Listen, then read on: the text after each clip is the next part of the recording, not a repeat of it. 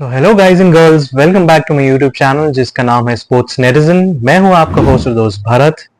आज हम रिव्यू करने जा रहे हैं day 4 of the test match between India versus Bangladesh, which also actually turned out to be the last day of the test match as well। जैसे ही मैंने आपको डे 2 के रिव्यू में बताया था कि बाय द डे 4 ये टेस्ट मैच खत्म हो जाएगा, और हुआ भी कुछ ऐसा ही।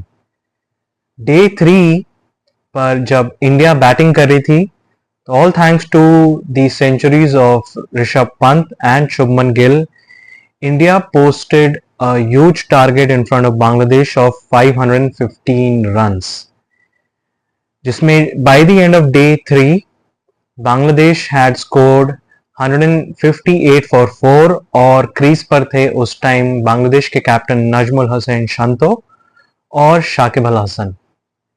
डे 4 की शुरुआत में ये माना जा रहा था कि उन दोनों के बीच में थोड़ी सी पार्टनरशिप होगी। पिच टूट रही थी, पर इतनी भी डिटीरियरेशन नहीं थी पिच में जिसमें ये कहा जाए कि बैटिंग बहुत ही मुश्किल है। पर हुआ उसके उलट।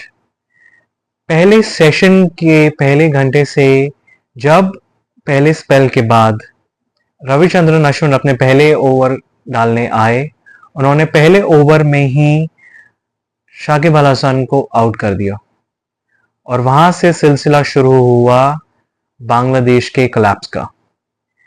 उसके बाद कोई भी बैट्समैन लिटन दास से लेके टेलेंडर तक डबल डिजिट स्कोर में नहीं पहुंच सका, और ऐसे ही बांग्लादेश की इनिंग्स एंड हो गई and Bangladesh lost the match by 280 runs. In terms of runs, this is India's biggest victory against Bangladesh in test matches। और इसमें सबसे बड़ा योगदान था वो पहली इनिंग्स में सेंचुरी मारने वाले रविचंद्रन अश्विन का था।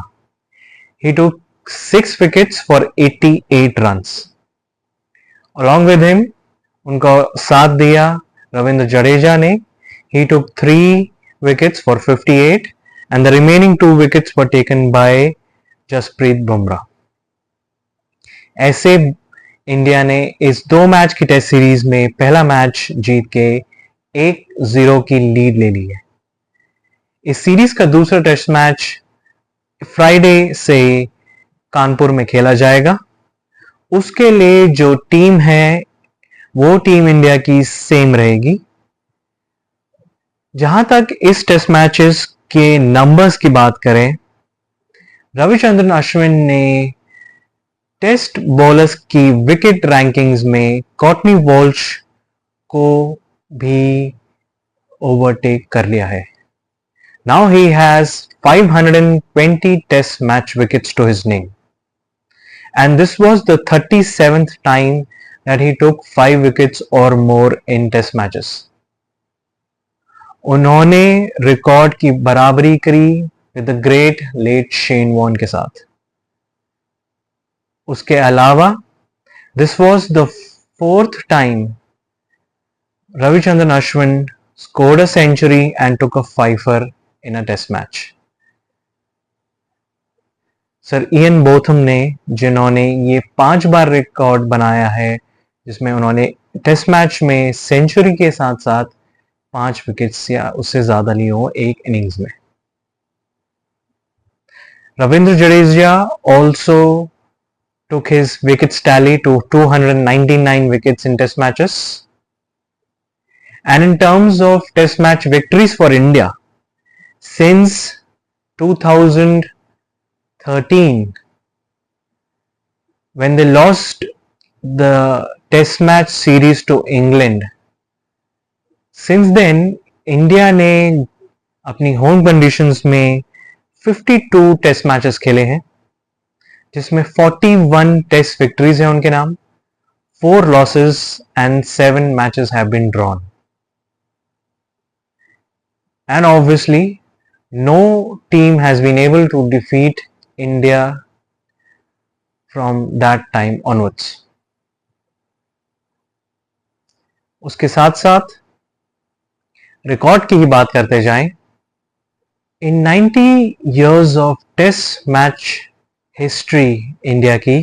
This is the first time India has overtaken number of wins to number of losses ratio. India has played 540 test matches till now, जिसमें for the first time ever India has won 179 test matches and they now have 178 defeats to it. So these were the number of records which were made or broken in this test match.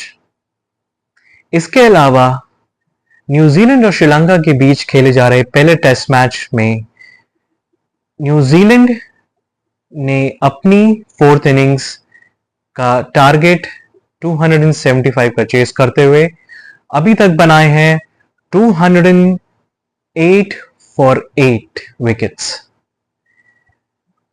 They now have to chase 68 more runs on day 5 और उनके पास सिर्फ 2 wickets बचे हैं. Rachin Ravindra is still on the crease playing at 91. So New Zealand's hopes will be pinned on him. They'll be able to win the test match owing to his batting brilliance. दूसरी तरफ अफगानिस्तान और south Africa के बीच खेले गए तीसरे one day match में, जो इस सीरीज का सबसे आखिरी मैच भी था, और ये सीरीज अफगानिस्तान ने पहले 2 मैच जीतने के साथ ही जीत भी ली है.